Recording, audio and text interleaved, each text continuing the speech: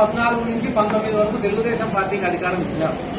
అధికారం ఇచ్చిన రోజు వాళ్ళు చేసినటువంటి డెవలప్మెంట్ ఎంత 2019 నుంచి 24 వరకు దాంట్లో కూడా మా మున్సిపాలిటీ ఏర్పడి ఆలోచన చేయమని చెప్పి కోరుతున్నా. ఎందుకంటే గానా ఈ రోజు ఓడిపోయినామనే బాధ కన్నా మాకు ఎక్కువ ఏమనిపిస్తుందంటే ప్రజలు ఎక్కడ మమ్మల్ని చెడుగా అనుకుంటారో అనే ఆలోచననే మాకు ఎక్కువగా ఉంది.